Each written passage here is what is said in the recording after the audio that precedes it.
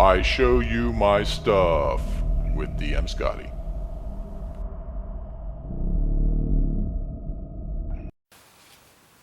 Hey guys, DM Scotty here. Good to have you with me. Today I'm going to show you a cool goddess altar that I created. Mostly out of foam, some Sculpey, and a few other items. Pretty easy to craft though. But I also want to talk about kind of sometimes it may seem my videos are a bit haphazard of the subjects that I choose or what I'm crafting. May not be no logical order to it.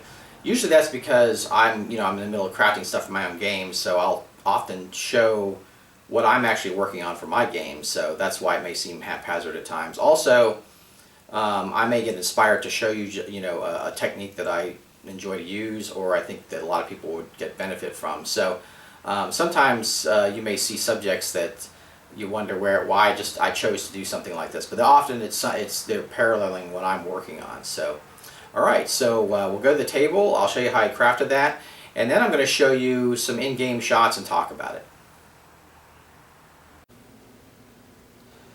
So here we go. Here's the start of my project, and no goddess altar would be complete without a goddess statue. So I started working on the goddess statue. It's out of the Sculpey oven-baked clay, and you can see I've got her blocked out up to the chest there, the bosom, and she's on a piece of aluminum foil, which is how I often sculpt Sculpey, because you have to bake it. So I just sculpt it right on the aluminum foil and then put it in the oven. The next shot here, you can see I've added some details to the face.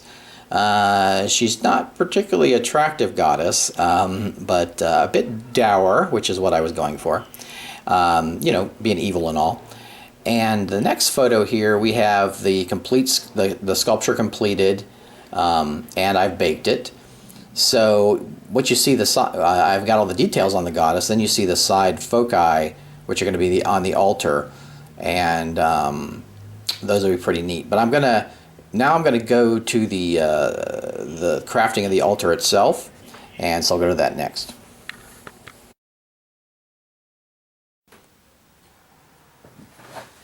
Hey guys, I wanted to show you this cool foam altar I'm working on, and it's out of the construction styrofoam, that pink, the thick pink stuff.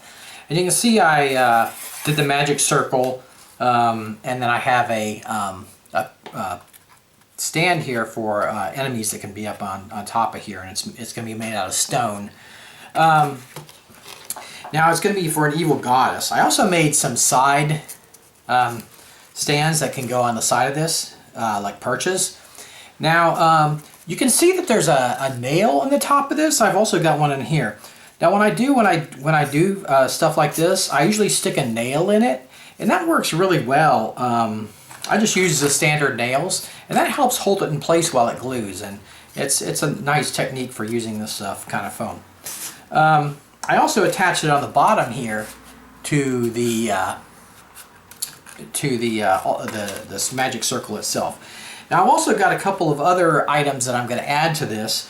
One is this idol of the goddess, and I sculpted this out of Sculpey, and so I'll just put that right there. Okay. And then I've got some these arms of hers, these strange looking arms, and I haven't painted the bases yet, but I have painted these are the Sculpey parts, and then I'll paint the base, and those will go right there. Okay, so yeah, I think that'll be pretty cool when I get that done.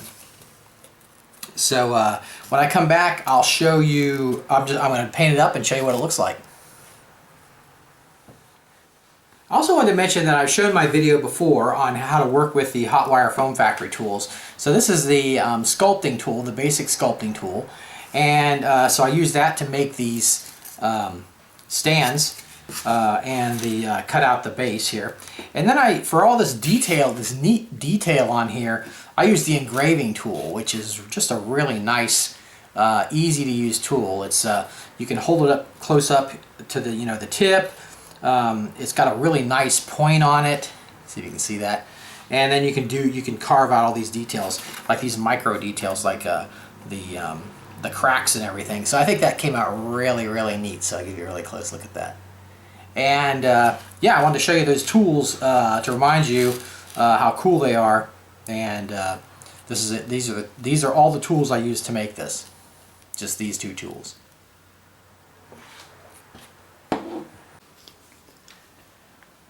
So here you can see the finished altar in all its glory. I think it came out really great. You can see I've got two side stones here on the altar, and then I've got the goddess on there, which I didn't actually glue, by the way. I just set it on there so I could use it for something else. Then I have the keystone here, and I have these foci. Okay, so for the foci, I just used some icicles and painted them with that metallic blue, and that kind of gave a nice look to those. Okay, so those were how the enemies were draining the power off the poor victim they had on this altar. So what I had was a griffin, and so the griffins in my game could speak, and the players were trying to help them and save this particular griffin. And so he was trapped in the center there, and then I just took these chains that I used a tack to hold into the altar itself, and just pop them over the wings there, and so it looks like he is attached to the altar. I thought that came out really neat. So here I'll give you an example of how the size of a player character. So there we go, there's some guys there. Now on the side stones I had these Mage Knight guys I was using, and they were, I called them blood drinkers, and they were like these degenerate race that lived in this ancient forest, and where the altar was, and they have these kind of wings, and I said they could glide and climb up trees. They were like arboreal type creatures, so they would come on these side stones and help with the ritual. And then the main creature for doing the ritual was the Manicore that I've shown you that I did in my other video. So he would be on this keystone here, conducting the ritual. This encounter really had some challenges for the players. What I'm going to do is I'm going to go to the table. I took some pictures at the table. I'm going to go to the table and show you the pictures, and I'll talk about how the encounter went. So there's the altar itself, and now we'll go to some pictures. Here's a shot from behind my DM screen. You can see I have this set up. I have the altar, and the players are in that far stone, that rubble at the far end of the table. Now you notice that I have some cool terrains, other terrain set up. I have these giant trees. I plan to do a video on those soon, and some other foliage and stuff around. But I didn't put my green mat down because we had already set up. They had already set up all their stuff around the table, and I didn't want to have them have to lift everything up and put the green mat. So I just used the black mat that I already had on the table. So then with the other shot, you can see here just a different angle. You can see the altar, the griffin on it, the giant Manicore, and the players are at the far end there behind those stones. So they're trying to figure out what the heck to do.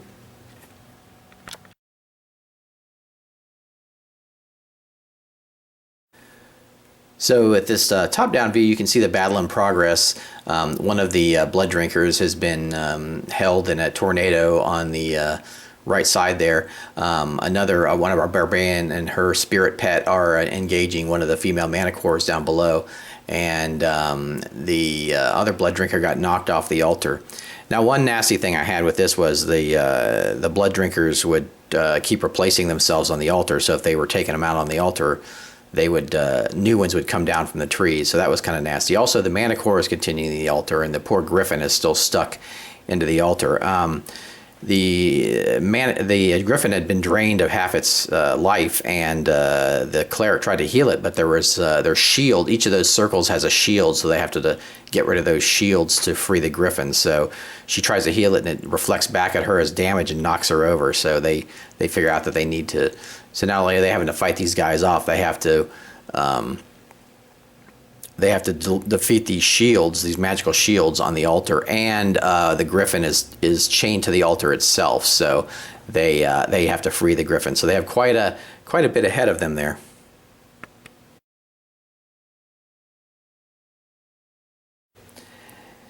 At this point in the battle, you can see the griffin has moved off the altar and is trying to get away. They freed the chains from the griffin. and a very pissed off giant manicore has come down to join the fray.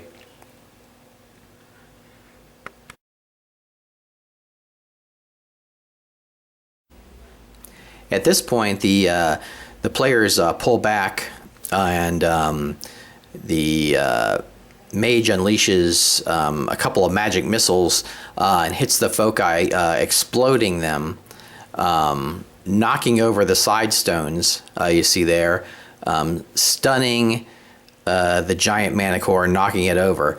At this point, the two players rush in to finish off the beast with deadly blows. You can see down at the bottom there another manicore. This was interesting. They had done a distraction before the fight, and the large manicore told the other manicore to go check it out, and I kept failing my checks. So the manicore spent 2/3 of the battle in the woods looking for whatever was making the noise. So that was kind of nice on their part. Not looking good for the manicores there.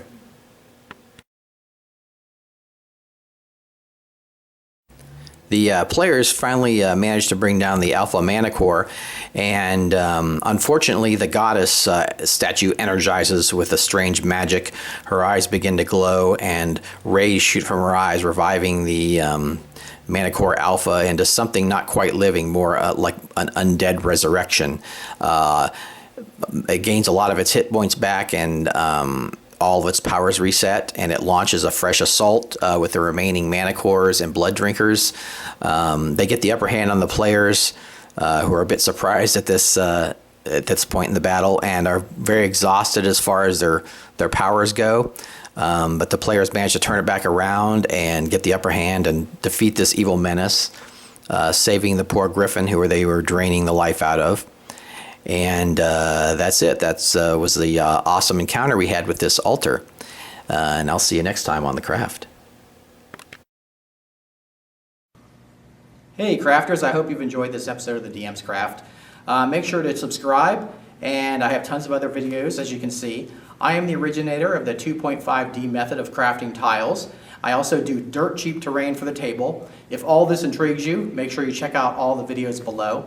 Also, join my forum. We have lots of great crafters on there who give advice. I have a link above and below. And last but not least, remember, go forth and craft!